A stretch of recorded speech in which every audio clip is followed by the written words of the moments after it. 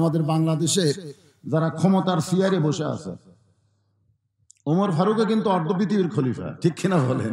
আমাদের বাংলাদেশের যিনি প্রধানমন্ত্রী, যিনি ক্ষমতার চেয়ারে বসে আছে, তিনারও তো গভীরত্ব চিন্তা করা দরকার। আমার অতীতের খবর কি, আমার ভবিষ্যতের পরিণতি কি? জোরে কোন কথা ঠিক কি না?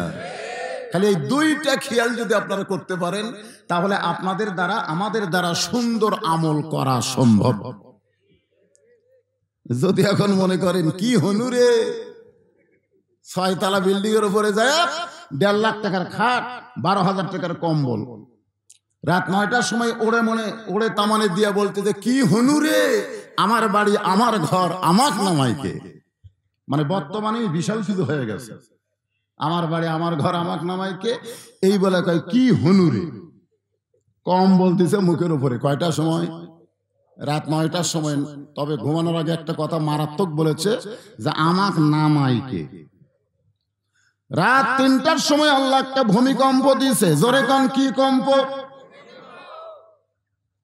এত ফোর্সে নামছে, কম্বলের মধ্যে লুঙ্গি খোলা আছে, ওই লুঙ্গিটাও পর্যন্ত পরার টাইম পাই নাই।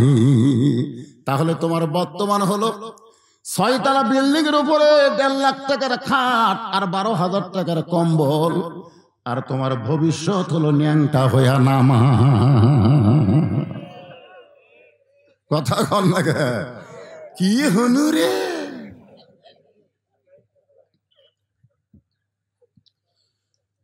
ওমর ফারুক বলতেছে, আবু জার, অতীতে আমি উটের রাখাল ছিলাম, অতীতে আমি উটের রাখাল ছিলাম। জোরে কোন কি ছিলাম? যখন উট চড়ানোর পরে বাড়িতে যাইতাম, আমার বাবা মাথার চুল টেনে বলতো, ওমর, তোমার মাথার চুলের মধ্য থেকে উটের পেশাবের গন্ধ আসতেছে, তোমার দেহ থেকে উটের পায়খানার গন্ধ আসতেছে।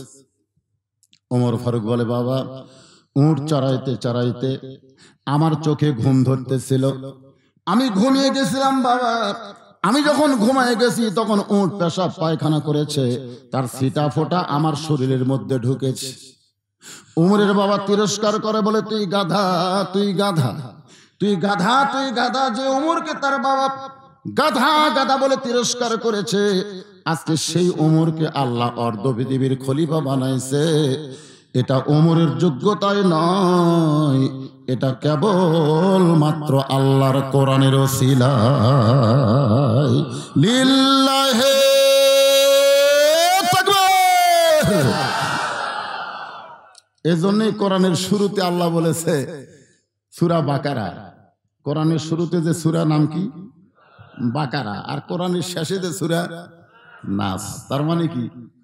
এই কোরআনের পাশে যদি কোনো গরু আসে, সেই গরুকে আল্লাহ কোরআনের দ্বারা মানুষ বানায় দিবে। জোরে কোন সুবহানাল্লাহ। যে ওমরকে তার বাবা গাধা গাধা বলে তিরস্কার করেছে, এই কোরআনের ওসিলায় সেই ওমরকে আল্লাহ অর্ধ পৃথিবীর খলিফা বানাইছে। আবু যর গিফারি বলতেছে, আমির আল মুমিনিন, অতীতে আপনি হয়তো একটা গাধা ছিলেন, কিন্তু বর্তমানে অর্ধ পৃথিবীর খলিফা হয়েছেন, কিন্তু আপনার ভবিষ্যৎ ভালো। আপনার ভবিষ্যৎ কি? তাহলে আল্লাহর কোরআনের পরশে যদি আমরা চলি, আমাদের ভবিষ্যৎ কি? আরো জোরে। হযরত ওমর আল্লাহর কোরআনকে নিজের চোখে দেখার জন্য, কোরআন পড়ে তেমন তৃপ্তি পাওয়া যাবে না, কোরআনের ওয়াজ শুনলেও কিন্তু তৃপ্তি পাওয়া যাবে না, যতক্ষণ পর্যন্ত আল্লাহর কোরআন গ্রহণ না করব। জোরে কোন ঠিক কি না? আল্লাহর কোরআন দেখতে কেমন? জোরে কোন। এই যে 5 জনের মাথায় পাগড়ি দেওয়া হলো, কেমন লাগলো? চাষতলে বসে গল্প করতেছে, আমার বাড়ি হলো কোন গ্রামে চিনিস? এমপির গ্রামে। আর একজন বলতেছে, এমপি নিয়ে মশন মারিস না, ভোটে যদি ফেল করে আর দাম থাকবে না।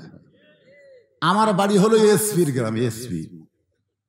আর একজন বলে আমার বাড়ি হলো মন্ত্রীর গ্রামে। এক একজনের নাম বলতেছে, কিন্তু ওর গ্রামে 10টা হাফেজ আছে, একটা বারও বলে না আমার বাড়ি হলো হাফেজের গ্রামে। কারণ বাংলার মুসলমান এমপি চিনছে, মন্ত্রী চিনেছে, এসপি চিনেছে, এখন পর্যন্ত আল্লাহর কোরআনকে চিনে নাই। কোনো গ্রাম দিয়ে যদি এসপি হেঁটে যায়, ওই গ্রামের তেমন কিছুই হবে না। ওই গ্রাম দিয়ে যদি এমপি হেঁটে যায়, মন্ত্রী হেঁটে যায়, গ্রামের কিছুই হবে না। কিন্তু কোরআনের হাফেজ যদি হেঁটে যায়, আর জুতার পরশে আল্লাহ কবরে আযাব কিছুদিনের জন্য মাফ করে দেয়। আমাদের বাংলাদেশে আমরা আলেম হাফেজকে গুরুত্বই দেই না। কেন দেই না? কারণ এই কোরআনকে এখন পর্যন্ত আমরা চিনতে পারলাম না। হযরত ওমর ছদ্মবেশে আল্লাহর কোরআনকে দেখার জন্য, কোরআন কত সুন্দর, কোরআনের কত ক্ষমতা, এইটা দেখার জন্য মদিনার অলি গলি ঘুরতেছেন। হঠাৎ হযরত ওমর দেখতে পায় দুই পাহাড়ের মাঝখানে একটা গিরিপথ। জোরে বলেন, কি পথ? গিরিপথ বলেন। দুই দিকে পাহাড়, মাঝখানে একটা সরু রাস্তা। এই সরু রাস্তা গিরিপথের ভিতর দিয়ে একটা মেয়ে খুব ধীর গতিতে হেঁটে হেঁটে আসতেছে। একটা মেয়ে খুব ধীর গতিতে। মেয়েরা যখন রাস্তা চলবে তখন তারা জোরে চলতে পারবে না, এদের গতি হবে ধীরে। জোরে কোন কি? আপনারা বলেন তো, পুরুষদেরকে আল্লাহ যেরকম অঙ্গ প্রত্যঙ্গ দিছে, মেয়েদের কিন্তু কিছুটা আলাদা আছে না নাই? জোরে কোন আছে না নাই? অনেক লোক বলে, হুজুর নারী পুরুষের নামাজ কি একরকম নাকি? নারী এবং পুরুষ এক রকমের নামাজ পড়বে। কারণ সল্লু রাআইতুমুনি কামা উসাল্লি, আমি নবী যেইভাবে নামাজ পড়েছি তোমরা সেইভাবে নামাজ পড়ো। এই হাদিসটা কি শুধু পুরুষের জন্য না নারীদের জন্য? আমাদের আহলে হাদিস ভাই যারা আছে তারা বলে নারী পুরুষ একই রকমের নামাজ পড়বে। আপনারা বলেন তো, পুরুষের যেই রকম অঙ্গ প্রত্যঙ্গ, নারীদের কি সেই রকম অঙ্গ প্রত্যঙ্গ নাকি? কিছুটা বৈষম্য আছে না নাই? জোরে কোন আছে না নাই? পুরুষরা যখন হাঁটবে তখন তাদের দুইটা হাত ঝুলানো থাকবে, মার্চ করতে করতে হাত মারবে আর হাঁটবে। কিন্তু নারীরা যখন হাঁটবে তখন তাদের হাত ঝুলানো চলবে না, কারণ তাদের দেহের মধ্যে এমন কিছু আছে যে জিনিসটা পুরুষকে আকর্ষিত করে। জোরে কোন কথা ঠিক কি না? হযরত ওমর তাকায় দেখে দুই পাহাড়ের মাঝখান দিয়ে একটা সুন্দরী মেয়ে ধীর গতিতে হেঁটে হেঁটে আসতেছে। ওমর ফারুক আল্লাহর শুকর আদায় করলেন, আলহামদুলিল্লাহ, আলহামদুলিল্লাহ, আল্লাহ তোমার দুনিয়ায় এত সুন্দরী একজন মেয়ে। হয়তো আপনারা বলবেন, হুজুর সুন্দরী মেয়ে দেখলে আল্লাহর শুকর আদায় করতে তো হযরত ওমর, তাহলে সুন্দরী মেয়েকে দেখা যাবে? ওমর ফারুক মেয়েটার চেহারা দেখে সুন্দরী বলতেছেন না, মেয়েটার আপাদ মস্তক আল্লাহর আইন পর্দা দেখে তিনি মেয়েটাকে সুন্দরী বলতেছেন। কারণ মেয়েটা যদি দেখতে কালো হয়, মেয়েটা যদি দেখতে খাটো হয়, এরপরও আল্লাহর আইন পর্দা যদি মেনে চলে, আল্লাহর ইসলাম কেবলমাত্র তাদেরকেই সুন্দরী মেয়ে বলে। আপনারা বলেন তো সুন্দরী মেয়েকে? আপনারা বলবেন না, এই যে এই ফুচকারা বলতে পারবে। যদি বলা হয় সুন্দরী মেয়েকে, বলবে পরিমণি। লুঙ্গি ড্যান্স দেয় না, লুঙ্গি ড্যান্স। পর্দানিশী নারী যারা, আপনার বলবেন বিশ্ব সুন্দরী তারা, বলতে পারবেন না ভাইজান? হ্যাঁ, পর্দানিশী নারী যারা। আর যেই বলবো বেপর্দা নারী যারা, আপনার বলবেন বিশ্ব বেহায়া তারা, বলতে পারবেন? বেপর্দা নারী যারা। ওমর ফারুক মেয়েটার নিকটে গিয়া মেয়েটার দিকে তাকায়া, মেয়েটার দিকে এরকম তাকায়া কি মনে হয়?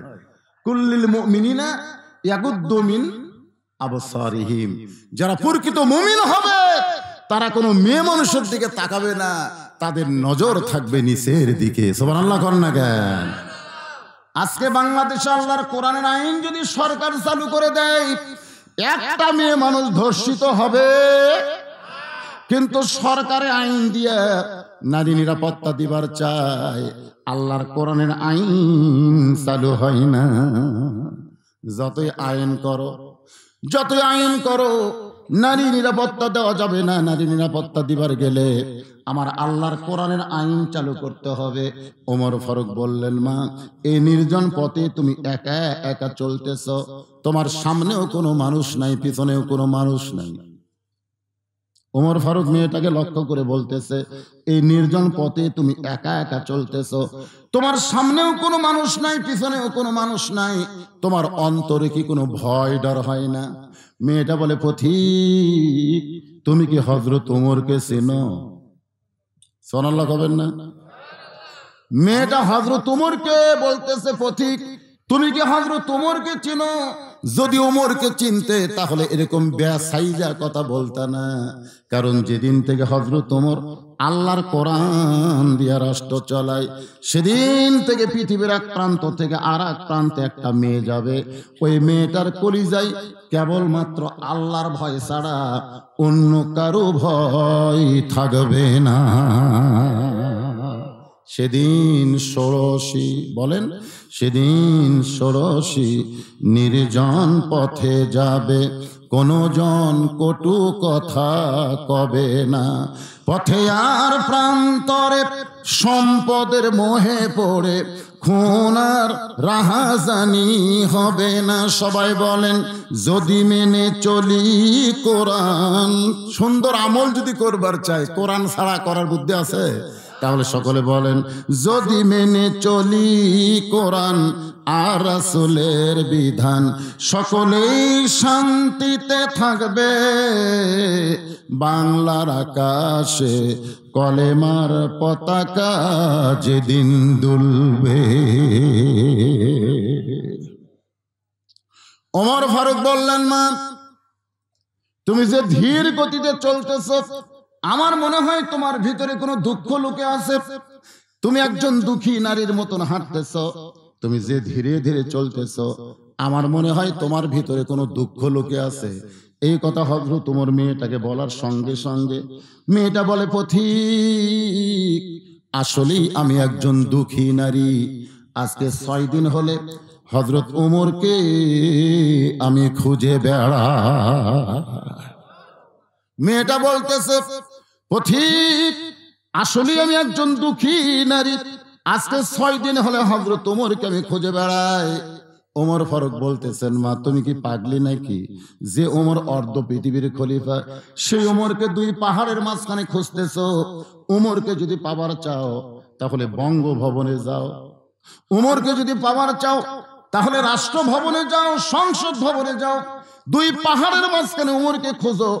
ওমর কি উট ছাগল নাকি যে 2 পাহাড়ের মাঝখানে তুমি তারে খুঁজে পাবা? মেয়েটা বলে, পথিকরে তুমি জানো না, যেদিন থেকে আল্লাহর কোরআন দিয়ে রাষ্ট্র চলবে, সেদিন থেকে নেতা খোঁজা লাগবে না, নেতারাই দুঃখী মানুষকে খুঁজে বেড়াবে। লিল্লাহে তাকবীর। লিয়াবলুয়াকুম আইয়ুকুম আহসানু আমালা। সুন্দর আমল কি? যেদিন থেকে আল্লাহর কোরআন দিয়ে রাষ্ট্র চলবে, সেদিন থেকে নেতা খোঁজা লাগবে না, নেতারাই দুঃখী মানুষকে খুঁজে বেড়াবে। আমার বিশ্বাস 6 দিন হলে হযরত ওমরকে খুঁজতেছি, আর 1 দিনের মধ্যে পেয়ে যাব ইনশাআল্লাহ। কয় দিন হলে খুঁজতেছে? আর 1 দিন। আমার ঈমান বলতেছে আর 1 দিনের মধ্যে হযরত ওমরকে পেয়ে যাব। আপনার বলেন তো, মেয়েটা হযরত ওমরকে পাইছে কি পাই নাই? ওমর ফারুক বললেন, মা আল্লাহ তোমার ঈমানের বিজয় দিয়েছে, আমি হইলাম সেই ওমর। মেয়েটা বলতেছে, আমিরুল মুমিনিন, তাহলে আপনি চোরের মতন একা একা কেন ঘুরতেছেন? অর্ধ পৃথিবীর খলিফা হইয়া চোরের মতো একা একা কেন ঘুরতেছেন? আপনার কি চামচা নাই? ধরে কোন কি নাই? আমাদের বাংলাদেশের যত বড় নেতা তারা তত বেশি চামচা। জোরে কোন কথা ঠিক কি না? তাহলে আপনি অর্ধ পৃথিবীর খলিফা হইছেন, চোরের মতন একা একা ঘুরতেছেন, আপনার কি কোনো চামচা নাই? ওমর ফারুক চোখের পানি বের করে বলে, মা চামচা পালার মতন সম্পদ আমার নাই। চামচা পালবে? মেয়েটা বলতেছে, চোরের মতন। কার মতন? একা একা ঘুরতেছেন। আপনার কি র্যাব পুলিশ নাই? র্যাব পুলিশ পুলিশ আর র্যাব এগুলো কি নেতার পহরা দেওয়ার জন্য না জনগণের কাজ করার জন্য? কথা কন না কেন, কথা কন না কেন? হায় হায়, আজকাল পুলিশের যা চাল চলন দেখে মনে হয় এরা নেতা পহরা দিবি। একটা নেতা যখন আসে চারিদিকে যেভাবে পুলিশ দেখা যায় মনে হয় একটা বড় চোরক ধরে আনতেছে। ধরে কোন কথা, কথা কন না কেন, কথা কন না কেন? আল্লাহর বান্দার একটু মনোযোগ দেবেন।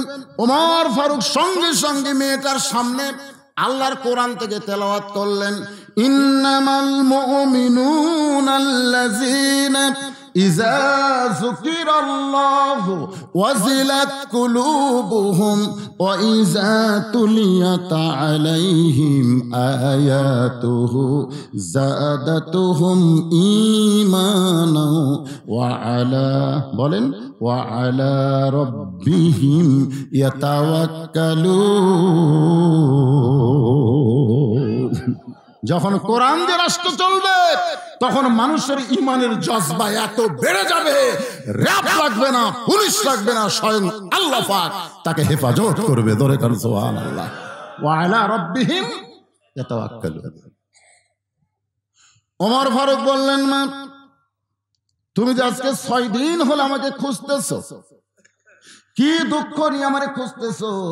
এখন তোমার দুঃখের কথাটা একটু আমাকে শোনাও। মেয়েটা বলতেছে, আমিরুল মুমিনিন, আমার জীবনের সবচাইতে বড় দুঃখ হলো আমি 6 বছর বয়সে ঈমান গ্রহণ করেছি। আমার জীবনের সবচাইতে বড় দুঃখ হলো আমি 6 বছর বয়সে ঈমান গ্রহণ করেছি। শুধুমাত্র ঈমান গ্রহণ করার অপরাধে আমি 12 বছর জেলখানায় বন্দি জীবন কাটাইছি। আপনারা বলেন তো মেয়েটার অপরাধ কি? শুধুমাত্র ঈমান গ্রহণ করা অপরাধ। আজকে আমাদের বাংলাদেশে যে আলেমেরা জেলের মধ্যে বন্দী আছে, আপনারা বলেন তো তাদের অপরাধ কি? আছে, আছে, মারাত্মক মারাত্মক অপরাধ। জয়পুরহাট থেকে এক মুয়াজ্জিন আমারে কইছে, হুজুর কেমন আছেন? আমি কইলাম আলহামদুলিল্লাহ। আমি কইলাম, মুয়াজ্জিন সাহেব আপনি কেমন আছেন? কয় নাউজুবিল্লাহ। আমি বললাম নাউজুবিল্লাহ কেন? বলে হুজুর আযান হচ্ছে, আকামত হচ্ছে, কিন্তু ইমাম নাই। তো আযান আকামত হয়, ইমাম নাই কেন? বলে ইমাম কোন জায়গার যে পলাইছে হুজুর, পুলিশ ইমামকে খুঁজতেছে, যার কারণে ইমাম পলাইছে। তা আমি কইলাম পুলিশ ইমামকে কেন খোঁজে? ইমাম কি হিরোইন বেচে? ইমাম কি গাঁজা খায়? ইমাম কি সুদের ব্যবসা করে? মুয়াজ্জিন বলে হুজুর আজে বাজে কথা বলেন কেন? আমাদের 3 পাড়ার মতন ইমামের চাইতে ভালো মানুষ কেউ নেই। তার মানে সেই ভালো মানুষকে পুলিশ খোঁজার কারণ কি? মুয়াজ্জিন কয়, আমি তো জানি না হুজুর। আমি বললাম জানা লাগবে রে ভাই, তুমি আযান দাও, খালি আযান দিলে হবে? একটু জানার দরকার আছে না নাই? দরকার আছে না নাই? মুয়াজ্জিন 2 দিন পর আমাকে বলছে যে হুজুর ইমামের মারাত্মক দোষ আছে। এই তো যে সমস্ত আলেমেরা জেলখানায় বন্দী আছে ওদের মারাত্মক দোষ আছে। তা আমি কইলাম ভাই সে মারাত্মক দোষটা কি? মুয়াজ্জিন বলতেছে মারাত্মক দোষ হলো ইমাম বিশ্বাস করে শুধু মসজিদ আল্লাহর ঘর নয়, গোটা বাংলাদেশ আল্লাহর। আপনার কণ্ঠে এই বিশ্বাস কি ইমামের খুবই খারাপ? ইমাম বিশ্বাস করে শুধু মসজিদ আল্লাহর নয়, গোটা বাংলাদেশ আল্লাহর। শুধু মসজিদ ভালো রাখলে হবে না, গোটা বাংলাদেশকে ভালো রাখতে হবে। আর গোটা বাংলাদেশকে ভালো রাখতে গেলে মানুষের আইন দিয়ে ভালো করা সম্ভব না, আল্লাহর আইন দিয়ে ভালো করতে হবে। ইমাম গোপনে গোপনে আল্লাহর কোরআনের দল করে, এই খবর কে যেন থানায় দিছে। তখন থেকে পুলিশ ইমামকে খুঁজতেছে। ইমামের মারাত্মক দোষ হলো ইমাম আল্লাহর দল করে। কথা কন না, বোবা শয়তান হয়ে মরবেন। কথা কন না, বোবা শয়তান। মরার আগে মাছটা ডাবে দেবি রে, মাছটা ডাবে দেবে, হাত পাও সব ঠিক থাকবে, কিন্তু জবান থাকবে না। সবাই এসে দেখবে আর বলবে হাত লড়ে, পা লড়ে, চোখ লড়ে, এই মুখ লড়ায় না। তার মানে ওদের ঠিক কর না যে ডাবে দেবে। আল্লাহ রাসূল বলেছেন কোন ব্যক্তি সারা জীবন যদি পাপ করে আর মরার আগে কলমা কইতে কইতে যদি মারা যায়, শুধু এক কলেমা উচ্চারণের কারণে তার জীবনের সব পাপ আল্লাহ মাফ করে দিবে। তো সুবহানাল্লাহ তো ভালোই জোরে বলে।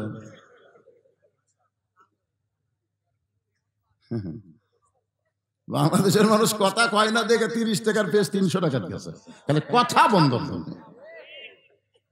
এমন ভয় খাওয়া খাসে, কথা বললে পুলিশ ধরবি, পুলিশ ধরার ভয়ে তুমি কথা বন্ধ করো, 2-4 দিন পর তোমাকে আজরাইল ধরবি। জোরে কোন কথা ঠিক না? আজরাইল ধরবি।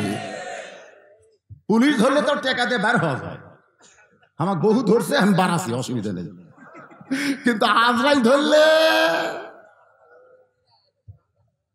তো আপনাদের কাছে কোন ধরার চিন্তা বেশি, পুলিশ না আজরাইল? তো আজরাইল ধরার চিন্তা থাকলে একটু হা করেন। ইনি তো মাইক যা করতেছে, আপনারাও যদি সেটা করেন তাহলে তো হবি রে ভাই।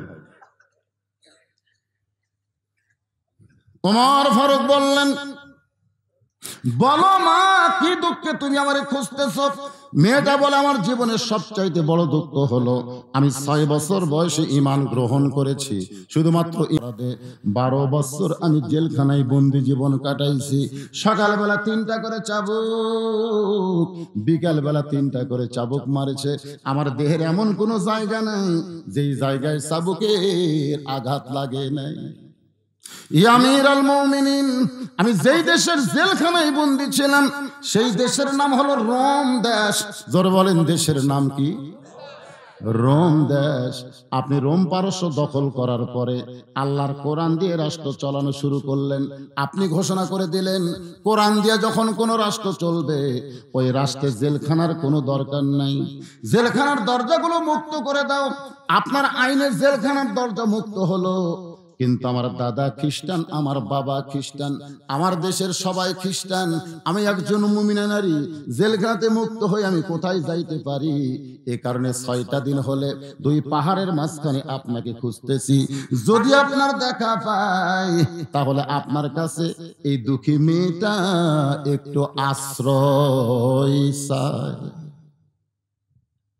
ওমর ফারুক চোখের পানি বের করে বললেন, মা, আমি তোমাকে আশ্রয় দিবার পারবো না। মেয়েটা কান্দের বলে, আমিরুল মুমিনিন, আপনি যদি এই দুঃখী মেয়েকে আশ্রয় না দেন তাহলে আমি যাব কোথায়? ওমর ফারুক বললেন, মা, ঈমান গ্রহণ করার পরে এমন কথা তুমি কেন বলতেছো? তুমি উমরের কাছে আশ্রয় চাইবা না। আশ্রয় যদি পাইতে চাও কেবলমাত্র আল্লাহর কাছে চাও।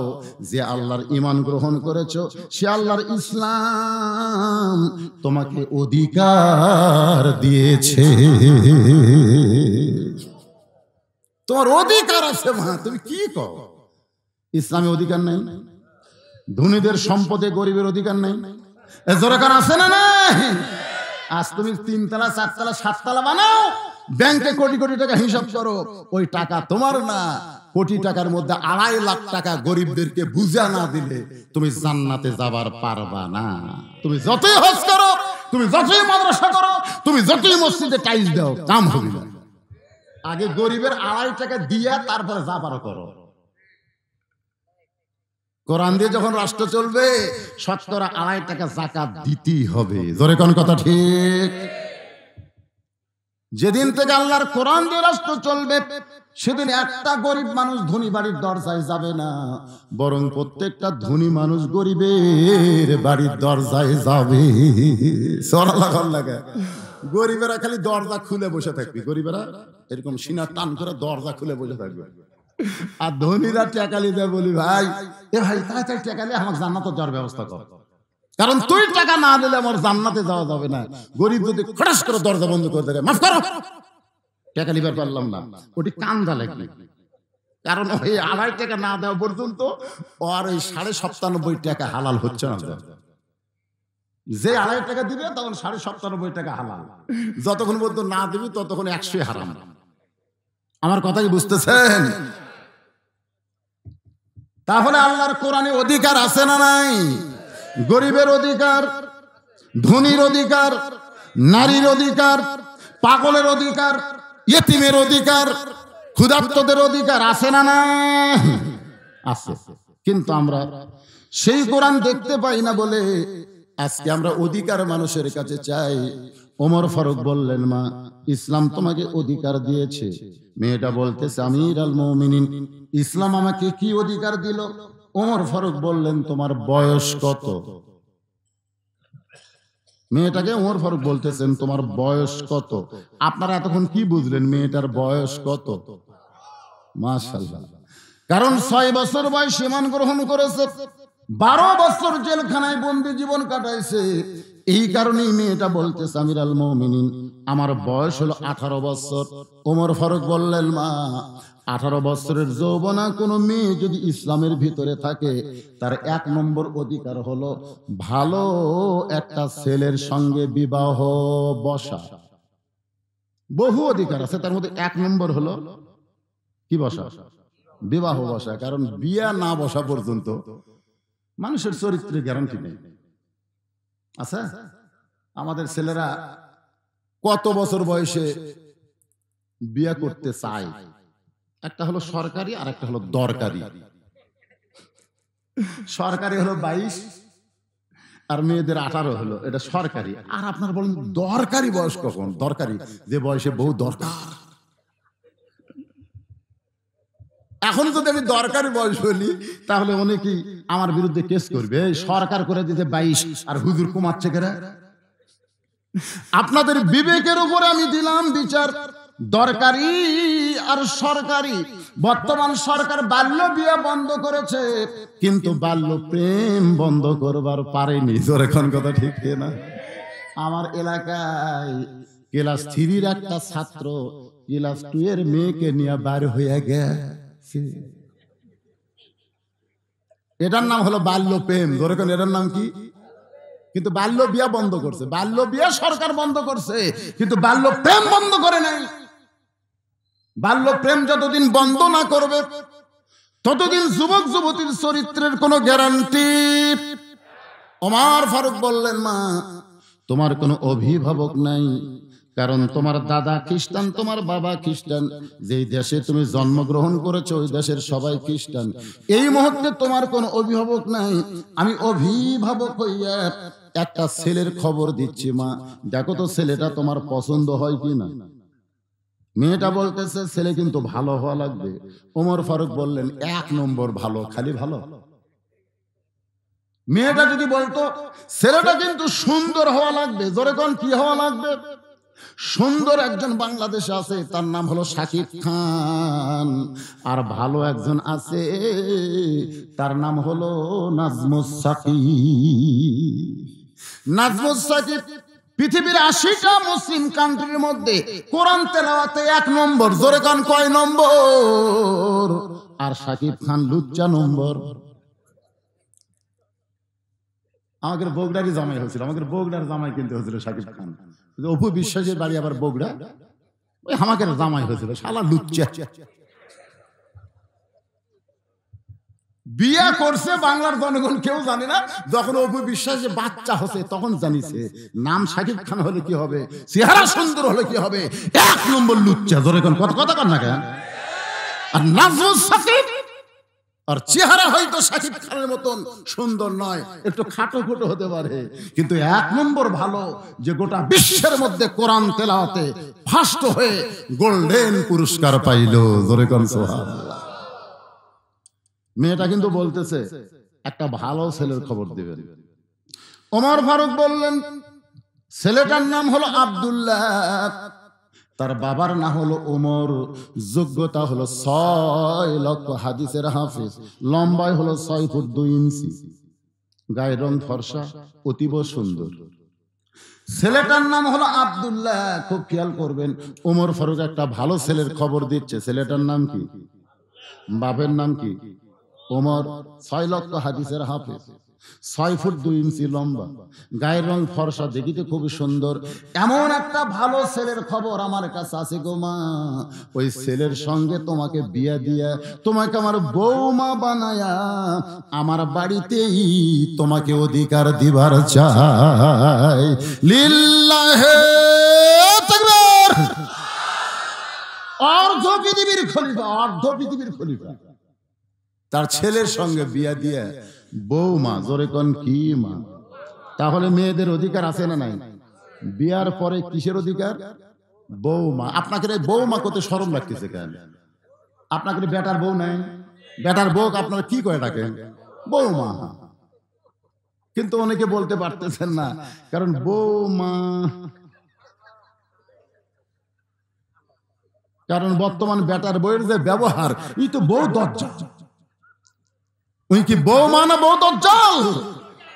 জুয়ানপুরে বাপ মা বসে আছে, এই পাড়াতেই বাপ মা থাকে, আর ওই বউ নিয়ে যা নগাদ বাড়ি করছে, নগা বাসা করছে। ওই এখন বউ নিয়ে নগা শহরে থাকে, আর বাপ মা থাকে জুয়ানপুরে। একদিন বাবা অসুস্থ হয়ে নগায়, ভালো ডাক্তার দেখাবার গেছে, রুগীর সিরিয়াল বেশি, যার কারণে দেখতে দেখতে রাত 9টা বাজে গেছে। এত লম্বা সিরিয়াল, দেখতে দেখতে রাত 9টা। এখন বাবা চিন্তা করে, এ রাত 9টার সময় জুয়ানপুরে কেমনে যায়। মন বলতেছে তোর বেটার কি বাসা নাই, 9টার সময় জুয়ানপুরে যাওয়া লাগবে কেন, বেটার বাসায় যা, ছেলের বাসায় যা। এবার বাবা রাত 9টার সময় ছেলের বাসার দরজায়, ছেলের নাম হলো আব্দুল্লাহ, তোর নাম কি? আব্দুল্লাহ। আব্দুল্লাহ ঘরের ভিতরে চমকে ওঠে, কে রে, আমার নাম ধরে ডাকার মরদ কে রে। আমাকে এলাকার সবাই স্যার বলে, সাহেব বলে, আর সরাসরি নাম ধরে ডাকতেছে, এই মরদ কে রে। আপনারা বলেন তো, তুমি যত বড়ই হুজুর হও, যত বড় এমপি মন্ত্রী হও, তোমার বাবা তোমাকে নাম ধরেই ডাকবে। জোরে কোন কথা ঠিক কিনা? জনগণ আমাকে দামাত দিবার সব বসে আছে, আমি ডায়েরি বের করে লিখতেছি। ইতিমধ্যে আমার বাবা এসে বলতেছে, কে বাবা বুঝলো, তোর খবর কি? যেই কইছে তুই কে বাবা বুঝলো তোর খবর কি, মানে বগুড়ার ভাষা। তা আমি একটু মন খারাপ করলাম, বাবা বুঝবার পারছে। আমি বললাম, আব্বা লোকজন বসে আছে, সরাসরি সংকেত নাম দেন। বজলু রশিদ বলেন, না হয় মাওলানা বলেন। আমার আব্বা বলতে, তোকে আবার হুজুর কওয়া লাগবে নাকি রে? আসলেই তাই। আব্দুল্লাহ চমকে গেছে, এই রাত 9টার সময় আর নাম ধরে ডাকার মরদকে। গেট খুলে দেখে বাবা ইতিমের মতন দাঁড়িয়ে আছে। বাবা, আপনি তো সহজে আমার বাসায় আসেন না, কিন্তু আজকে রাত 9টায় কেন আইছেন?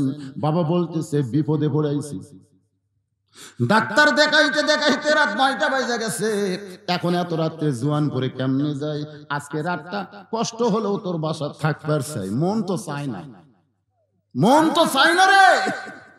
দৌড়ে এসে বাবার মুখ ধরছে, আব্বা মনের কথা মনের মধ্যে থুন আব্বা, মানে বইয়ের ভয়, জোরে কান কার ভয়? মন তো চায় না, কিন্তু ঠেলা পড়াচ্ছি। দৌড়ে এসে মুখ সাইপা ধরে বলে, বাবা জোরে বলেন না বাবা, যদি প্রেসিডেন্ট প্রধানমন্ত্রী শুনবার পায় তাহলে প্রেসিডেন্টের অবস্থা খারাপ। স্বামী হলো প্রেসিডেন্ট আর বউ হলো প্রধানমন্ত্রী, বাংলাদেশের মেয়েরা প্রধানমন্ত্রী আর মদরা হলো প্রেসিডেন্ট। জোরে কোন কথা ঠিক না? প্রত্যেক বাড়িতে গেলে বাংলাদেশের প্রধানমন্ত্রী বেগম হাসিনা না, আমাদের ঘরে ঘরে একটা করে প্রধানমন্ত্রী আছে। জোরে কোন আছে না? আয় হাই রে মশান রে। যে ঘরে সোফা রেস্টরুম, সেই ঘরে বাবাকে বসায় বলে, বাবা একটু ধৈর্য ধরেন। বাবাকে বসায় বলতেছে, বাবা একটু ধৈর্য ধরেন। বাবা যখন রেস্টরুমে বসে আছে, এমন সময় আব্দুল্লাহ চুপি চুপি বইয়ের কাছে, বউ দেখে ওরে তো মানে কম্বল দিয়ে শুয়ে আছে, কানের কাছে ফিসফিস করে বলতেছে, বাবা আইছে, কোনোদিন আসে না বুঝলে না, আজকে হঠাৎ আসছে। বলছিল, আসলে তো আমি কি করবো? আব্দুল্লাহ কয়, দুই দিকে বিপদ, বাপেরও ভয়, বইয়েরও ভয়, একটু আস্তে করে, আব্বা শুনবে। কি বলা লাগবে? আইসা খাবার দাও। আব্দুল্লাহ বলে, তুমি একটু খাবার দাও। বলে, আমার মাজা বেদনা পিঠ শিরশির করতেছে, আমি কম্বল থেকে উঠবার পারবো না, যদি পারো তাহলে তুমি খাবার দাও। বাবা চিল্লায় বলে, আব্দুল্লাহ আমার অসুস্থ বউরে তুই কষ্ট দিস না বাবা, আমার অসুস্থ বউ মারে তুই কষ্ট দিস না, আমার খাওয়া লাগবে না বাবা, আমি খালি থাকার জন্য আইছি। তুই কি মনে করিস আমি খাইনি? নওগাঁর হোটেলের দরজা খোলা আছে রে, কিন্তু আমার থাকার কোনো জায়গা নাই। হোটেলের মধ্যে খাওয়া দাওয়া করে থাকার জন্য আইছি বাবা, একটু মেহেরবানি করে আজকে রাত একটু থাকার জায়গা দে। আব্দুল্লাহ কাছে এসে মিন মিন করে কয়, বইয়ের ভয়ে আব্বা সত্যি খাওয়া লাগবে না? না না বাবা, না খাইয়ে রাত 9টার সময় ঘুমায় গেছে।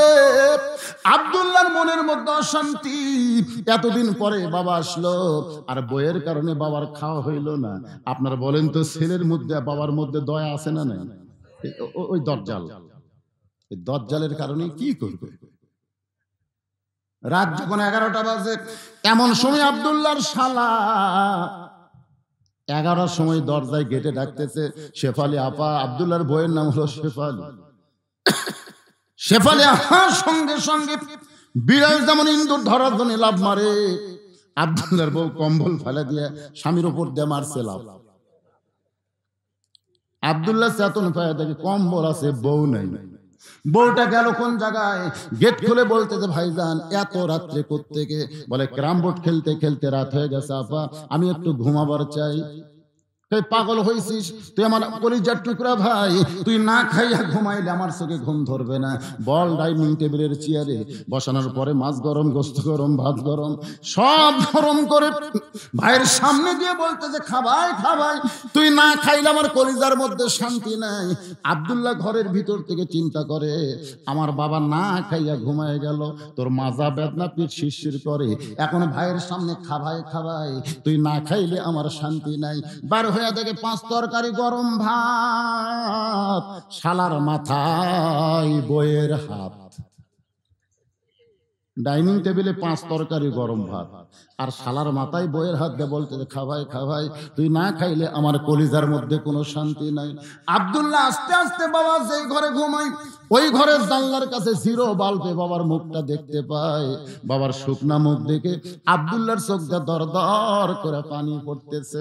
অতীতকালের কথা মনে পড়ে যায়, যে বাবা না খাই আমারে লেখাপড়া করাইলো, যেই বাবা মাটির বিছনায় শুয়ে থেকে আমারে খাট বানায় দিল, আজকে সেই দরদের বাবা আমার না খাইয়া ঘুম পাড়তেছে, আর আমার শালার সামনে 5 তরকারি দিয়ে গরম ভাত, খাবাই খাবাই, তুই না খাইলে আমার কলিজার শান্তি নাই, আমি কি করব?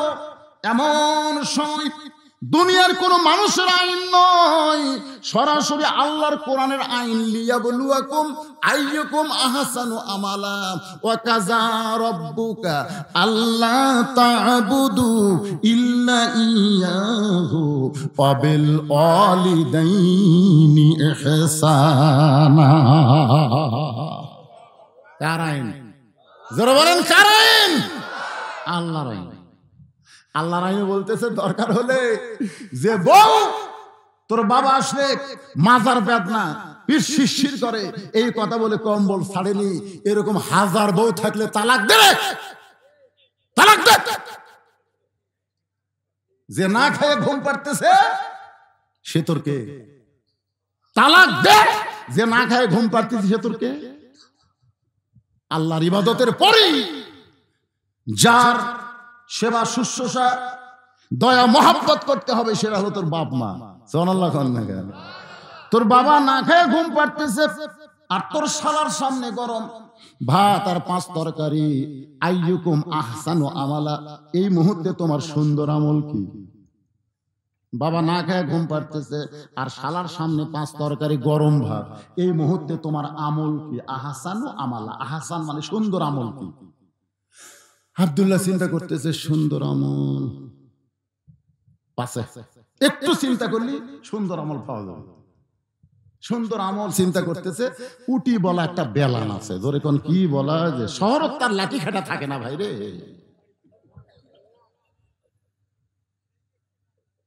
মাত্র 3 পা হাত একটা বেলান, কি করব?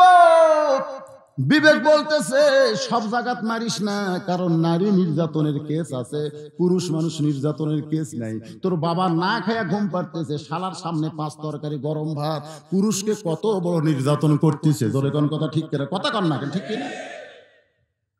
নারী নির্যাতনের আইন আছে, পুরুষ নির্যাতনের কোনো আইন নাই। এই জন্য বিবেক বলতেছে জায়গা মতো মার, পিছন থেকে তাকায় দেখ উঁচু হয়ে আছে, এই উঁচু জায়গায় একটা বাড়ি মারবি, 1টা হজের সওয়াব, 2টা বাড়ি মারবি, 2টা হজের সওয়াব, 3টা বাড়ি মারবি, 3টা হজের সওয়াব। তবে কাজটা শুরু হবে বিসমিল্লাহ দিয়া, জোরে কোন কি দিয়া, কারণ এই সময় বইয়ের পাছার উপর বাড়ি মারা হলো ইবাদত। এই কথা কন না কেন? ইবাদত। আইয়ুকুম আহসানু আমালা, এটা হলো সুন্দর আমল। আল্লাহর বান্দা একটু খেয়াল করবেন, বাবার মুখের দিকে তাকায়, আবার শালার টেবিলের দিকে তাকায়, 5 তরকারি গরম ভাত দেখে আব্দুল্লাহ চুপি চুপি, বিড়াল যেমন ইন্দুর ধরে, বিড়াল যেমন কি ধরে, ইন্দুর ধরে, ওই বেলানটা কোলের মধ্যে নিয়ে চুপি চুপি বইয়ের পাশে দাঁড়াইছে। বইয়ের কোনো খেয়াল নাই, খালি ভাইকে বলতেছে আর 1 টুকরা খা। ভাই বলতেছে জোড়হাত আপা আর পারতেছি না। বোন বলে 1 টুকরা খা ভাই। খাবার চাই না, তারপরে জোর করে খাওয়াইতেছে। এমন সময় আব্দুল্লাহর রাগ আরো বেশি হইয়া বিসমিল্লাহ বলে উঁচু জায়গার উপরে পিছন দিকে যে জায়গা আছে যেখানে মারলে পুলিশকে দেখানো যাবে, গ্রামের কোন বিচারক বউ দেখাতে পারবে আমার এই জায়গাত মারিছে, কাপড় খুলে দেখাতে পারবে? বিবেক বলতে জায়গা মতো মান দেখাবার না পারে। বিসমিল্লাহ বলে এত জোরে একটা বাড়ি মারছে, বউ দৌড়, শালাও দৌড়। শালা চিল্লায় বলে দুলা ভাই এই গভীর রাত্রে আমার বোনকে মারলেন কেন? আব্দুল্লাহ বলে তোর বোন আমার কে হয়? বলে আমার বোন আপনার বউ হয়। তোর বোনকে আমি কত ভালোবাসি তুই জানিস? তোর বোনের জন্য আমার বাপ মা জুয়ানপুরে ছাইড়া আজকে নওগাঁ শহরে বাসা বানাইছি।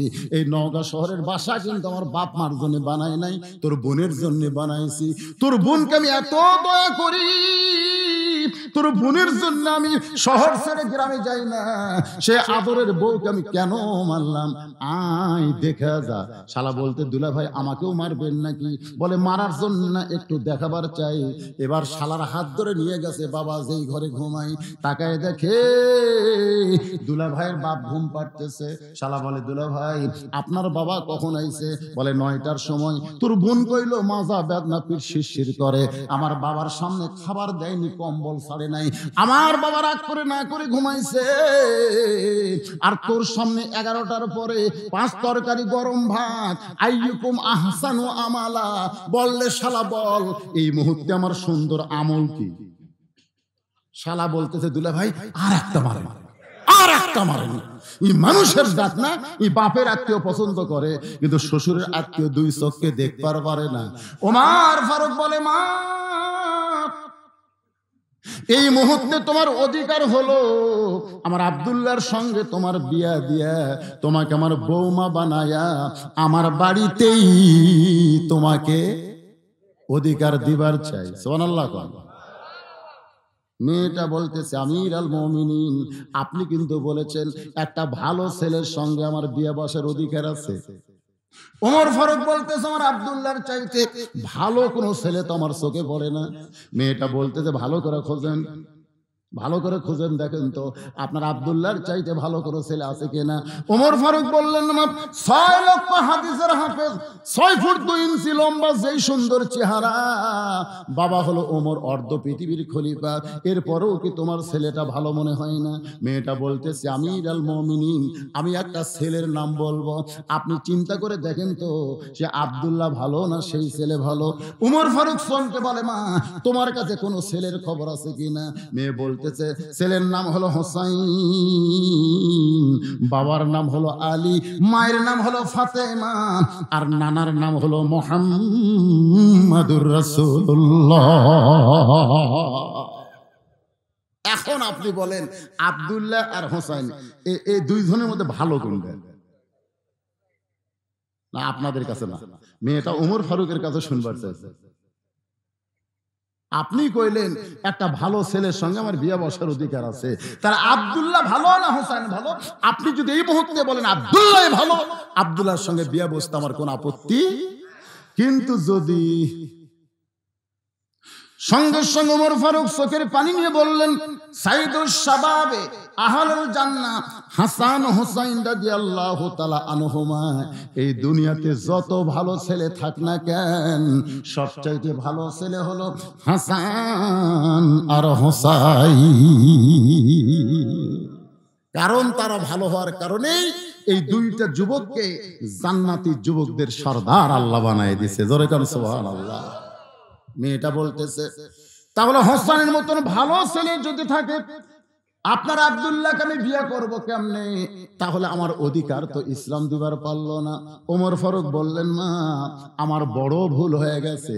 মেয়েটাকে নিরাপদ আশ্রয় দিয়া পরন্ত বিকেল বেলায় হযরত ওমর হযরত আলীর বাড়ির দরজায় আসসালামু আলাইকুম ইয়া আহলাল বাইত আম্মা সাইলা ফালা তানহার, হযরত আলী ঘরের দরজা খুলে বলতেছে আমির আল মুমিনিন আপনি সালাম দিবেন ঠিক আছে, কিন্তু এই ফকিরের আয়াত কেন তেলাওয়াত করলেন? আম্মা সাইলা ফালা তানহার, এই আয়াত তেলাওয়াত করার কারণ কি? ওমর ফারুক বলে আলী রে জীবনে কোনোদিন ঘটকালি করিনি ভাই, আজকে প্রথম বিয়ার ঘটক হয়ে তোমার ঘরের দরজায় তোমার হোসেনের ব্যাপারে আমি উমর একটু ঘটকালি করবার চাই। হয়তো আলী আল্লাহর শুকর আদায় করে বলেন, আপনার মতন মহান ব্যক্তি যদি হোসেনের বিয়ার ঘটক হয় তাহলে পাত্রী অবশ্যই ভালো হবে। সুবহানাল্লাহ। ওমর ফারুক বললেন, পাত্রীর যোগ্যতা হলো 6 বছর বয়স ঈমান গ্রহণ করেছে, ঈমানের পরীক্ষা দিয়েছে 12 বছর। লিয়াবলুয়াকুম আইয়ুকুম আহসানু আমালা, সবচাইতে সুন্দর আমল হলো শত কষ্টের ভিতরেও ঈমানকে বাঁচিয়ে রাখা। সুবহানাল্লাহ কন্যা গান। আমার আব্দুল্লাহর সঙ্গে মেয়েটার বিয়ে দিবার চাইলাম, কিন্তু মেয়েটা আমার আব্দুল্লাহরে পছন্দ করে না, মনে মনে তোমার হোসাইনকে করছে কামনা। এখন বলো আলী, আমার ঘটকালি কি আল্লাহ কবুল করবে? আলী বলতেছে, আমির আল মুমিনিন, আপনি যে মেয়ের খবর আপনি আমাকে দিলেন, আমি মনে মনে হোসেনের জন্য এমন একটা বউ খুঁজতেছিলাম। ওমর ফারুক বলে, আলী রে, তাহলে আল্লাহ আমার ঘটকালি কবুল করেছে। এ বলে দুইজনে যখন কোলাকুলি করতেছে, এমন সময় হোসেন ঘরের ভিতর থেকে যে সালাম দেয়, বলে, আমির আল মুমিনিন, আপনার দুইজন মুরব্বী যেভাবে কোলাকুলি করতেছেন, মনে হয় বিয়ে আপনারাই করবেন। ওমর ফারুক রাস্তাতে গেলে শয়তান কয়দিন যায় না, এজরে কোন কয়দিন। সেই উমরের সামনে যখন বলতেছে মনে হয় বিয়ে আপনারাই করবেন, ওমর ফারুক একটু রাগ করে বলে, বাবা হোসাইন, আমি তোমার মুরব্বী, তোমার বাবাও তোমার মুরব্বী, আমরা দুই মুরব্বী মিলে যদি কোনো সিদ্ধান্ত নেই, তুমি কি সেই সিদ্ধান্ত গ্রহণ করবা না? হোসেন বলতেছে, আপনি আমার মুরব্বী আমি জানি, আমার বাবা মুরব্বী আমি জানি, কিন্তু আসল মুরব্বী হিসাবে কেবলমাত্র আমার নানাকেই শুধু আমি মানি। লিল্লাহে তাকবীর। আপনি সম্মান করেন, জানেন, কিন্তু মানতে গেলে একজনকেই মানা লাগবে। আল্লাহ বলেছেন, কুল, হে রাসূল আপনি বলেন, ইন কুনতুম তুহিব্বুনাল্লাহা ফাত্তাবিউনি। উপায় নাই রে, সবাই বলেন, উপায় নাই রে, উপায় নাই রে, উপায় নাই, নবী বিনে আল্লাহ পাওয়ার উপায় নাই। বলে, হুজুর আমি তো চিশতিয়া। আমি কি? চিশতিয়া। তুই কি? আমি কাদরিয়া। তোর খবর কি? কয় নকশবন্দিয়া। তুই? মুজাদ্দিদিয়া। কি রে? তরিকা হলো একটা, যেই তরিকার রাস্তার মালিক হচ্ছে মুহাম্মাদুর রাসূলুল্লাহ। তুই এগুলা তরিকা কোথায় পেলি? কিন্তু রাসূল বলেছেন দল হবে ৭৩টা। ধরে কোন কয়টা? একটা মাত্র দল যাবে জান্নাতে, বাকি সব দল জাহান্নামে চলে যাবে। আমাদের বাংলাদেশে একটা মাত্র তরিকা, সেই তরিকা হলো মুহাম্মাদুর রাসূলুল্লাহ। আল্লাহর বান্দারা, হোসেন বলতেছে, আপনার দুইজন মুরব্বী আমি জানি, আসল মুরব্বী হিসাবে কেবলমাত্র আমার নানাকেই শুধু আমি মানি। ওমর ফারুক বলে, হোসেন তুমি কি বলবার চাও? হোসেন বলতেছে, তাহলে একটু মনোযোগ দিয়ে শোনেন। আজ কয়েকদিন আগে আমি স্বপ্নে দেখেছি আমার নানা ঘরের মধ্যে আরাম করতেছে। আমি হোসাইন নানার কাছে গিয়ে দরজায় ঠোকা মারতে, নানা ঘরের ভিতর থেকে বলতেছে, হোসাইন এখন দরজা খুলতে পারবো না ভাই, আমি জান্নাতের মধ্যে আরাম করতেছি। আমি হোসাইন চমকে গেলাম, ভাঙ্গা ঘরের মধ্যে নানা কথা বলে, আর সেই নানা জান্নাতে কেমনে আরাম করে? দরজা না খুললে কি হবে? জানালার পাল্লা দিয়ে ভিতর দিকে তাকায় দেখি আমার নানি উরাতে বালিশ বানায় দিয়েছে, সেই উরাতের উপরে আমার নানা মাথা দিয়ে শুয়ে আছে। আমার নানি চুলের মধ্যে হাত দিয়ে বিলকি করতেছে। আমি রাগ করে বললাম, নানা ভাই, নানির উরাতকে বালিশ বানিয়ে শুয়ে থাকলে কি জান্নাতে থাকা যায়? আল্লাহর নবী বলে, হোসাইন রে, তুই ছোট্ট মানুষ, তুই বুঝবি না, তুই বুঝবি না। তোর নানির মতন বউ যদি কেউ ঘরে পায়, ওই ঘরটা আল্লাহর জান্নাত হয়ে যায়। আমি তখন থেকে সিদ্ধান্ত নিয়েছি, বিয়ে যদি করা লাগে, আমার নানা যেরকম বিয়ে করছে সেই বিয়ে করবো। যে নানির কারণে ভাঙ্গা ঘর যদি জান্নাত হয়, তাহলে আমি তো এখনো বিয়ে করিনি, বিয়ে করলে নানার মতোই বিয়ে করব, যেন আমার ভাঙ্গা ঘরটা আল্লাহ বইয়ের কারণে জান্নাত বানায় দেয়। সুবহানাল্লাহ। বইয়ের কারণে কিন্তু ঘর জান্নাত হয়, জাহান্নাম হয়। আপনি এশার নামাজ পড়ে বাড়িতে গেলেন, নিয়ত করতেছেন, আমি তো এশার নামাজ মসজিদে পড়লাম, আমার বউ এশার নামাজ পড়ে হয়তো কোরআন শরীফ পড়তেছে। কিন্তু ঘরের মধ্যে পা দিয়ে দেখতেছেন হিন্দুদের পূজার বাদ্য লোল করে বাঁচতেছে। কে রে? আমি সামনে কাতারে নামাজ পড়লাম আর আমার ঘরে পূজার বাদ্য কেন? যেই মাত্র ঢুকছেন দেখেন আপনার বউ রিমোট কন্ট্রোল নিয়ে স্টার জলসা দেখতেছে। আর স্টার জলসা দেখার কারণে ওই ভারতের হিন্দু নাটকের পূজার বাদ্য হরি হরি রাম রাম রাম রাম আপনার ঘরের মধ্যে বাজতেছে। এখন আপনারা বলেন আপনার ঘর কি জান্নাত না জাহান্নাম? জান্নাত না জাহান্নাম? তাহলে এখন আপনি কি করবেন? ঘর যদি জান্নাত করবার চান হয় বউ পাল্টান লাগবে, আর কথা কয় না। এই যে কয়টা স্যাটেলাইটের মাধ্যমে আমার আওয়াজ শুনতেছে, ওরা কি কবি? জুয়ানপুরের সেক্রেটারি বলবি খবরদার এই বক্তা জানের এই মঞ্চে না আসে। দরকার হলে ওরা স্বামী ছাড়বি কিন্তু স্টার জলসা ছাড়বি না। কথা কর না কেন ভাইরে? কথা কর না কেন? আপনারা বলেন যে নিজের দুই মেয়েকে, নিজের দুই সন্তানকে মা বিষ পান করায়া পরকিয়া করছে এই স্টার জলসার জি বাংলার কারণে। বুঝবার পারতেছেন না? আজকে মুসলমানের ঘরে অশান্তির আগুন দাউ দাউ করে জ্বালাচ্ছে এই হিন্দুদের চ্যানেল, এই ভারতের চ্যানেল। খালি বিশ্বাস না হয় একদিন আপনার বউকে বলবেন আজ থেকে স্টার জলসা দেখা চলবি না। আপনার বউ লব উল্টা বলবি তোর মতন বুড়া দামানো আমার স্বামী দরকার নাই, আমি আর এক চলে গেলাম। লাইন আগে থেকে করা আছে।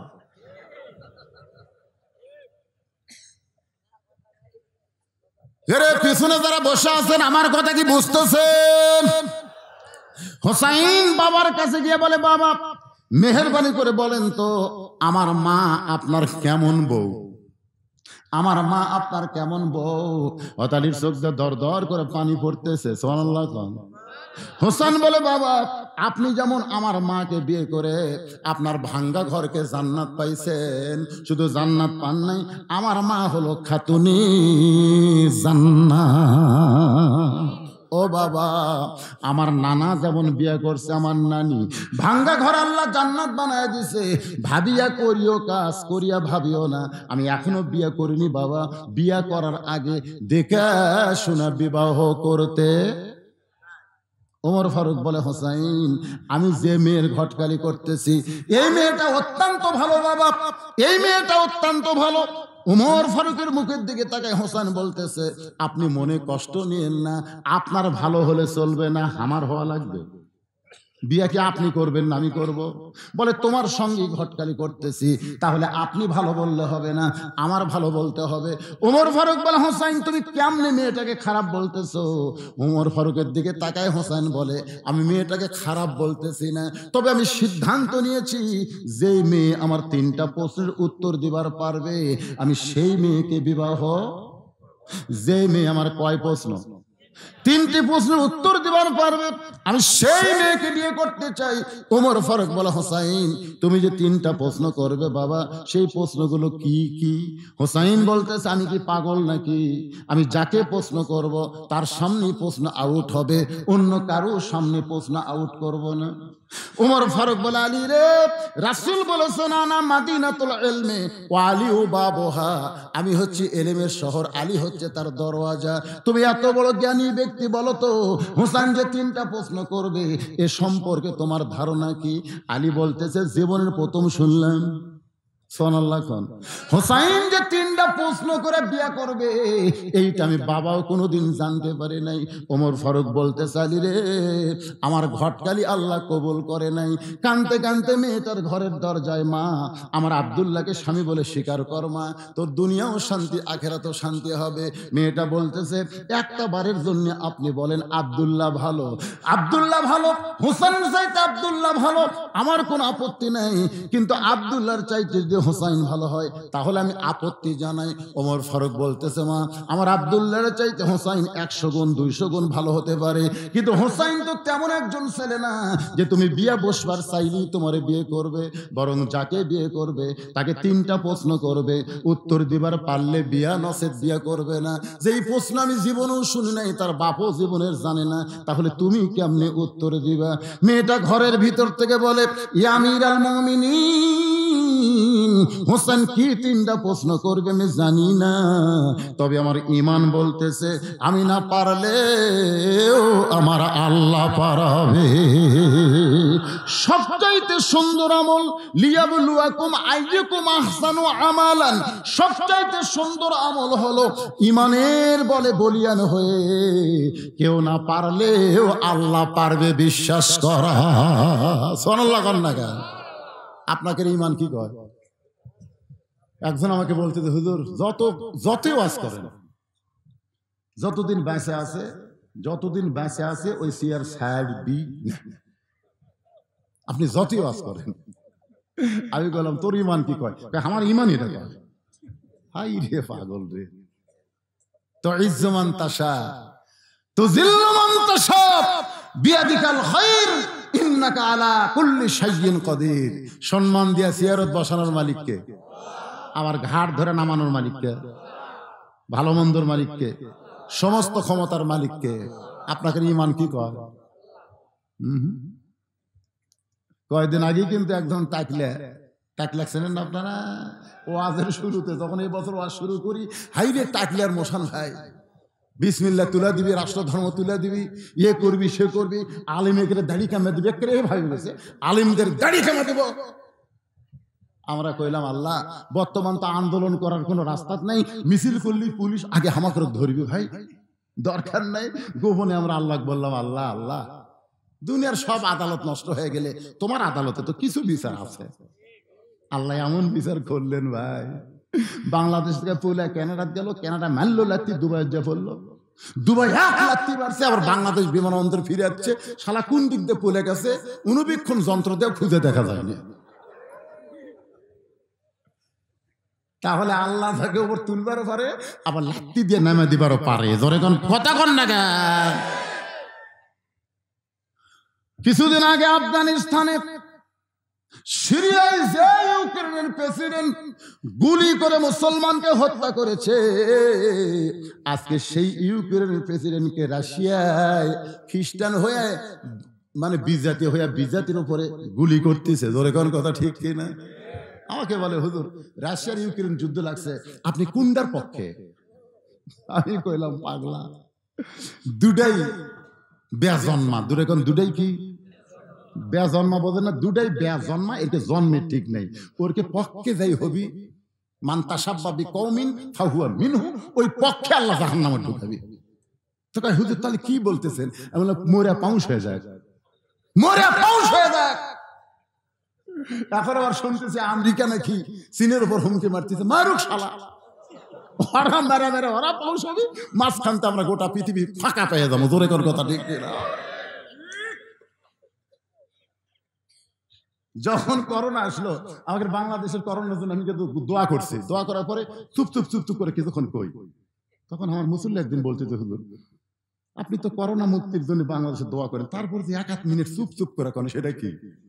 আমি বলি সেটা হচ্ছে ভারত করোনা থাক, আমেরিকা থাক, এইগুলো দেশ থাক। এইগুলো দেশ কেন থাকবে? বলে আমেরিকায় যতদিন করোনা থাকবে, আমেরিকা কোন মুসলিম কান্ট্রিকে আক্রমণ করবে না। জোরে কোন কথা ঠিক? কেন ওরা নিজেরাই বাঁচার খালি চেষ্টা করবি। দেখেন যেদিন থেকে করোনা আছে সেদিন থেকে আমেরিকা কোন দেশে ধরছে, খালি ওরাই বাঁচার চেষ্টা করতেছে। বাবরি মসজিদ ভাঙ্গা গুঁড়া করে দিল এই ভারতের বিজাতেরা। জোরে কোন কথা ঠিক কিনা? ওর তো করোনা ধরে মরে শেষ হয়ে যায়। ভারতে কিছু আমার মুসলিম ভক্ত আছে, তারা আমারও আসলে, আমি ওদেরকে বললাম ভাই ভারতে মুসলমানের খবর কি? আলহামদুলিল্লাহ হুজুর, মুসলমানের ধরতেছে না। কিন্তু আমাদের বাংলাদেশে করোনা আসতোই না, কিন্তু আমাদের কতগুলো ওদের বেশি যাওয়া আসা করে, উঠি যাও ঠিক মতো এরকে জন্য বলে পার হয়ে যাচ্ছে। তারপর আমাদের দেশ আল্লাহ করোনা দিবি 3 বছরে মাত্র কয় হাজার, 29,000। এটা মরা খেরে করোনা পর্যন্ত বাংলাদেশে এসে কাঁদতেছে। আল্লাহ এরা যে খাপসার যে জ্ঞানদরের জ্ঞানদর, যে অপরিষ্কার, এরকে শরীরের মধ্যে ঢুকতে আমাকে ভয় লাগতেছে। ওরা মরবে না, আমরা মরবো, মানে করোনায় মরার ভয় করতেছে আমাদের অবস্থা দেখে। এ দেশে করোনা থাকবে না ভাই, দান আল্লাহ করোনা মুক্তি বাংলাদেশ দান করুক। জোরে কান আমিন। আল্লাহর বান্দার একটু মনোযোগ দিয়ে শুনবেন। মেয়েটা বলতেছে, আমিরুল মুমিনিন হোসেন কি 3টা প্রশ্ন করবে আমি জানি না, তবে আমার ঈমান বলতেছে আমি না পারলেও আমার আল্লাহ পারাবে। জোরে বলেন, কে পারাবে? সঙ্গে সঙ্গে হযরত ওমর হযরত আলীর বাড়িতে এসে বলতেছে, আলী রে, তারিখ করতে চাই। হোসেন বলে, কিসের তারিখ? ওমর ফারুক বলে, বিয়ার তারিখ না, তুমি যে 3টা প্রশ্ন করবা মেয়েটা উত্তর দিবার পারবে কি পারবে না তার তারিখ। আলী চোখের পানি বের করে বলতেছে, আমিরুল মুমিনিন, যেই প্রশ্ন জীবনে আপনি শোনেন নাই, যেই প্রশ্ন আমিও জানি না, সেই প্রশ্নের উত্তর মেয়েটা দিবার পারবে, এত বড় শক্তি আপনি কেমনে পাইলেন? ওমর ফারুক বলে, আলী রে, ইমানের বলে বলিয়ান হয়ে যখন কেউ কথা বলে তখন সে একলা থাকে না, তার সঙ্গে আমার আল্লাহ থাকে। রে যুবকেরা, একটু মনোযোগ দিয়ে কথাগুলো শোনো বাজান। ওমর ফারুক নির্দিষ্ট তারিখে ডান পাশে বসে গেছে, বাম পাশে হযরত আলী, আর মাঝখানে হোসাইন। সামনে একটা চাদর দেওয়া হয়েছে, ওই চাদরের ওই পারে 18 বছরের যৌবনা মেয়েকে বসানো হয়েছে। বসার সাইজটা খেয়াল করবেন। ডান পাশে যিনি বসেছেন তার নাম হলো হযরত ওমর। জোরেকার নাম কি? বাম পাশে যিনি বসেছেন নাম হলো হযরত আলী, আর মাঝখানে যে বসেছে যুবক হযরত হোসাইন, আর সামনে একটা চাদর দিয়া চাদরের ওই পারে 18 বছরের মেয়েটাকে বসানো হয়েছে। এই সামনে চাদর দেওয়ার কারণে হলো পর্দা, কারণ একজন 18 বছরের মেয়েকে একেবারে সরাসরি বসানো যাবে না, সামনে একটা পর্দা দেওয়া লাগবে। জোরে বলেন ঠিক কি না? দেখেন বসার সাইজটা কেমন, ইসলাম কি বলে। রে মায়েরা, যারা পর্দার অন্তরালে একটু মনোযোগ দিয়ে শোনেন। ডান পাশে হযরত ওমর, বাম পাশে হযরত আলী, মাঝখানে হোসেন, সামনে চাদর, চাদরের ওই পারে 18 বছরের যৌবনা মেয়েটা বসে গেছে। এমন সময় হযরত ওমর বলে, হোসাইন, এখন তুমি প্রশ্ন শুরু করো। এবার হোসাইন দাঁড়িয়ে বলতেছে, রে মেয়ে, তুমি একা একা বসে আছো, তাই বলে মনে করো না তুমি একলা হয়ে গেছো, বরং আমি হোসাইন বড় একা হয়েছি। ওমর ফারুক বলে, হোসাইন, তোমার ডান পাশে আমি বসে আছি, বাম পাশে তোমার বাবা, এরপরে তুমি একা কেমনে হলা? হোসেন বলে, রে মেয়ে, আমার দুই পাশে 2জন মহামানব দেহ নিয়ে বসে আছে, কিন্তু এই 2 মহামানব মনে মনে মনে মনে তোমার পক্ষ নিয়েছে। নির্বাচন কমিশনার নিরপেক্ষ আসনে বসে আছেন। বর্তমান বাংলাদেশে নির্বাচন কমিশনার নাই, তো নিরপেক্ষ আসনে বসে আছে। নিরপেক্ষ ওই খালি দেহলিয়া সিয়ারত বসে আছে, আর মনে মনে একটা দলের পক্ষে আছে। ওই দিনের ভোট রাতত করবি, তারপরেও বলবি নির্বাচন সুষ্ঠু হয়ে গেছে, চাপাত খালি জুতের বাড়ি ধরে। নিরপেক্ষ। আপনারা বলেন তো, হযরত ওমর কার পক্ষে? এ কথা কন না কেন, কার পক্ষে? তারপরে হযরত আলী কার পক্ষে? বুঝতে পারতেছেন না? কিন্তু বসে আছে কোন পক্ষে? তার মানে বোঝা গেল শুধু দেহ নিয়ে বসে থাকলে হবে না, মনটাও সঙ্গে রাখা লাগবে। বাজান গো, হোসেন বলতেছে, রে মেয়ে, আমার 2 পাশে 2জন মহামানব বসে আছে, কিন্তু এই 2টা মহামানব মনে মনে তোমার পক্ষ নিয়েছে। এরা কোনো সময় চাবে না আমি জিতি, বরং তুমি জিতো। জোরে কোন কথা ঠিক কিনা? সুবহানাল্লাহ খান। ওমর ফারুক কি চাচ্ছে? মনে মনে কোন, কারণ যাই ঘটকালি করতেছে তার ঘটকালি টিকা লাগবে না, এই জন্য মনে মনে চাচ্ছে আল্লাহ আল্লাহ, মেয়েটা যেন পারে। আল্লাহ। আলী ভাবতেছে, এমন একটা বেটার বউ আমার দরকার, যাই 12 বছর ইমানের পরীক্ষা দিয়েছে, প্রত্যেকদিন সকালে 3টা বিকালে 3টা করে চাবুক মারছে, এরপরও যে মেয়েটা ইমান হারা হয় নাই, এমন একটা পুত্রবোধ আমার দরকার নাই। আল্লাহ আল্লাহ, মেয়েটা যেন জিতে। আল্লাহ। কিন্তু বেকায়দা বসিছে এই সাইডে। ওমর ফারুক বলে, হোসাইন, এখন তুমি প্রশ্ন শুরু করে দাও। এবার হযরত হোসাইন রাদিয়াল্লাহু তাআলা প্রশ্ন শুরু করতেছেন। আপনারা একটু মনোযোগ দিবেন। 1 নম্বর প্রশ্ন হলো, রে মেয়ে, আমার মাকে তুমি জানো? মারাত্মক কথা, কারণ মা এই যে ঘুরতেছে, ও যে দেখে, ওরা বসতেছে না। আমি অনেকক্ষণ থেকে খেয়াল করে দেখছি, ওরা আসে আবার যায়, ওরা বসবার চাচ্ছে না, চাচ্ছে কিন্তু পারতেছে না, পারতেছে না। কারণ ওরা যখন মায়ের পেটে আসিল তখন মাও পেটত লিয়া গোটা পাড়া ঘুরিছে। ওই পেটের মধ্যে ঘূর্ণি ব্যারাম পাশে কোরআনের মাহফিলে বসতে পারবি না, কারণ ওর ভুঁড়ি খারাপ। জোরে কোন কি খারাপ? একজন খ্রিস্টান নেপোলিয়ন পর্যন্ত বলেছে ভালো একটা সন্তান চাইলে ভালো একটা মায়ের দরকার। আজ পর্যন্ত কেউ বলে নাই যে ভালো সন্তান চাইলে ভালো বাপের দরকার। ভালো বাপ দিয়ে ভালো সন্তান হবে না, ভালো মাও হওয়া লাগবে। জোরে কোন কথা ঠিক কিনা? তাহাজ্জুদের নামাজ পড়ে স্বামী সহবাস করতেছে, আবার গোসল করে নামাজ পড়ি ফজরের, কি ভালো বাপ না? এ কথা কোন ভালো বাপ না? দোয়া দুরুদ সব পড়ছে, পড়ে বাবাই আনন্দে মাতিয়ে সাগরে ভাসাইয়া সেই যে চইলা যায় খবর লয় না, মাজন ধরিয়াই উদরে বড়ি চুরি করে, আচার চুরি করে, দেওয়ার সাথে টাঙ্কি স্টার জলসা জি বাংলা দেখে। এই পেটের সন্তান স্টার জলসা জি বাংলা যখন মা দেখে, মায়ের দেহের মধ্যে যে হরকত হয়, ওই হরকতের পেটের মধ্যে বরকত হয়। আর মা পেটে বাচ্চা নিয়ে যখন নামাজ পড়ে, রুকুর থেকে যখন সেজদায় যায়, ওই বাচ্চা পেটের মধ্যে যখন হেঁকা বেঁকা হয়, ফেরেশতা কয় আল্লাহ তোমার বান্দি নামাজ পড়ে, পেটের মধ্যে বাচ্চার কি কষ্ট হয় না? আল্লাহ বলে ফেরেশতা সাক্ষী থাক, যেই মা পেটে বাচ্চা নিয়ে নামাজ পড়লো, ওই মা শুধু নিজে নামাজ পড়লো না, পেটের বাচ্চাকেও নামাজি বানায়া দিল।